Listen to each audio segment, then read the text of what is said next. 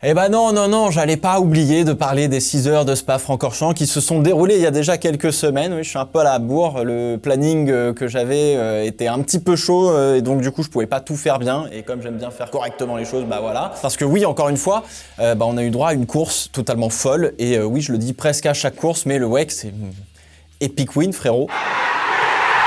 Franchement, c'est beaucoup trop bien. Alors aujourd'hui, le programme sera un petit peu différent des autres débriefs car on va pas revenir sur toute la course, mais je vais plutôt me concentrer sur un événement qui est très important, la victoire de Jota en hypercar. Parce que oui, c'est la première équipe privée, donc pas un constructeur, qui gagne en hypercar et qui prouve que la catégorie est vraiment disputée. Ça montre aussi que le championnat est sain et c'est méga important pour l'avenir.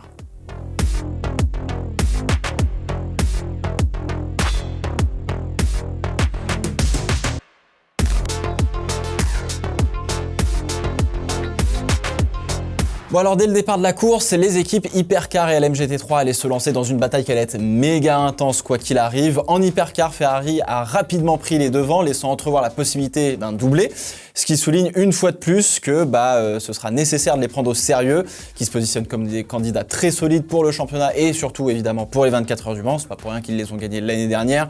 Voilà. Les batailles en piste étaient spectaculaires avec de nombreux dépassements dans les virages emblématiques de Spa-Francorchamps un petit peu partout sur le circuit. Mention spéciale à la Proton numéro 99 qui mettra un incroyable intérieur dans la montée du Raidillon là, à Eau-Rouge puis Raidillon.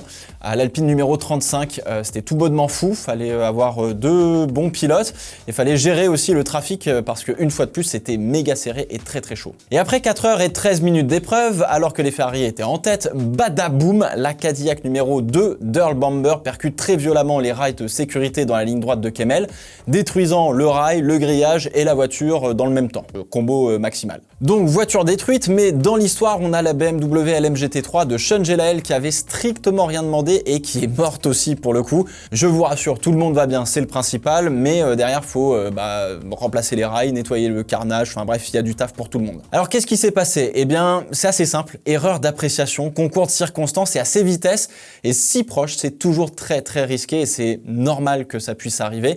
La Cadillac remontait comme une fusée à la sortie du Raidillon sur une Porsche Penske.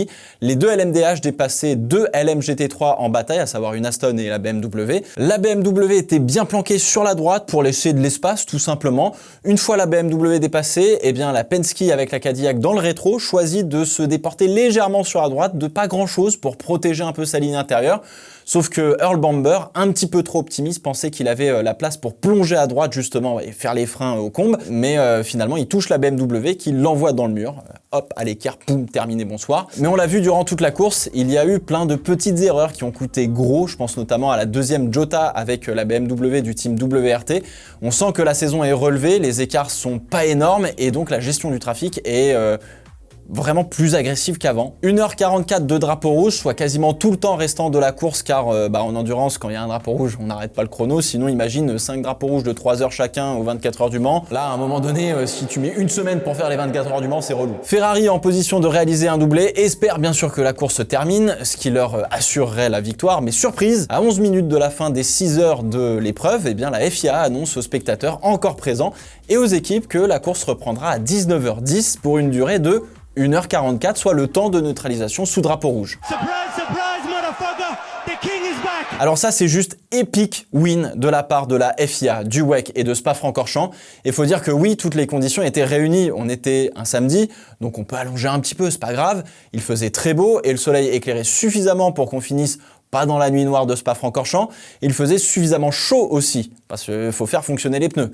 Bref, c'est presque une première. La décision de faire 1h44 de course, elle a été prise pour les spectateurs et dans leur intérêt, donc bravo. Alors on reprend la course, la Porsche Penske numéro 6 et la Jota numéro 12 repartent avec un avantage sur leurs concurrents respectifs, puisque ils ont effectué un arrêt au stand avant le drapeau rouge, ce qui veut dire que les autres devront s'arrêter au stand à la fin de la safety car, mais pendant ce temps-là, comme tout le monde est regroupé, les deux voitures vont s'envoler devant. globalement. Je vous la fais vraiment courte, mais globalement, c'est ça qui se passe. Alors du coup, Ferrari est pas content, parce qu'ils se font avoir, mais comme ils se seraient fait avoir pour un drapeau rouge ou même une safety car, c'est un petit peu le jeu, ça fait partie de la course, les safety cars, et on n'est jamais à l'abri que ça nous enlève la victoire, comme ça peut aussi la donner. Ça reste le sport auto, et c'est comme ça depuis longtemps. Les tours se passent, et Callum Ilott apprend de ses erreurs d'Imola, et résiste comme il peut aux attaques d'un Kevin Estre bien attaqué, comme d'habitude, j'ai envie de vous dire.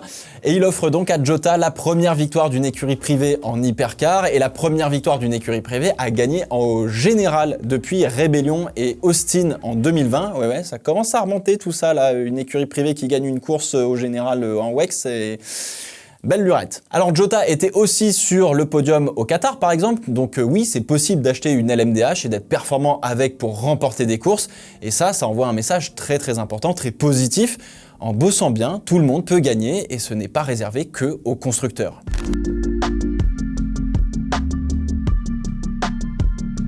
Alors pour ceux qui ne savent pas, Jota, c'est pas une simple écurie de sport automobile qui débarque comme ça et qui, grâce à une Porsche, gagne une course. Voilà. Non. Jota, c'est l'une des écuries les plus expérimentées en WEC, même si ce n'est pas la seule avec autant de background. Elle a été présente en GTE Pro en 2011 et en LMP2 depuis plus de 10 ans. Elle est aujourd'hui encore en LMP2, en plus de son programme Hypercar avec le soutien de Porsche. Pour la petite histoire, Jota Sport, c'est une écurie qui a été fondée en 2000 par deux personnes, Sam Hignett et John Stack. Au fil des années, Jota s'impose comme une force majeure des courses d'endurance après des débuts qui ont été un peu difficiles, mais comme tout le monde, un peu moyens, etc. Ils décrochent leur première victoire en Terre Mansell en 2014 et cette victoire sera suivie par d'autres exceptionnels au cours des années suivantes. Un double podium au classement général lors des 24 heures du Mans 2017 sous le nom Jackie Chan DC Racing, car oui, Jackie Chan, le Jackie Chan. Alors Jota remportera par la suite les titres de l'European Le Mans Series en 2016 et de l'Asian Le Mans Series en 2017 et au fil des années, l'écurie en fait gagne en expérience et est devenue presque une top team dans le championnat du monde d'endurance. Et en 2023, qui c'est qui arrive avec la première hypercar cliente à Spa-Francorchamps? Jota avec une Porsche 963. Et depuis, Porsche a continué à vendre des voitures, alors pas que sur la route, mais surtout en hypercar, avec Proton notamment. Pourtant, en 2023, la 963, c'était pas la voiture la plus compétitive, mais cette année, ça marche vraiment fort, très certainement un peu aidé aussi par une bonne BOP.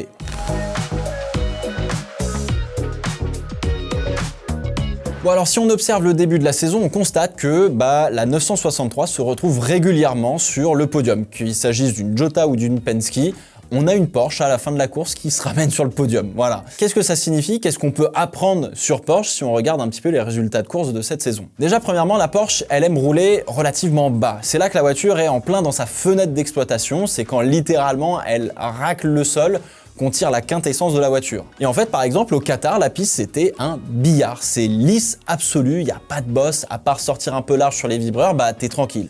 P1, P2, P3, terminé bonsoir avec une bonne BOP, ça fait le taf, merci Porsche. À Imola, c'est exactement l'inverse, faut rouler avec une garde au sol qui est plus haute parce que on doit absorber toutes les bosses, les gros vibreurs, des chicanes, etc. Bref, ça allait être difficile pour Porsche quoi qu'il arrive à Imola.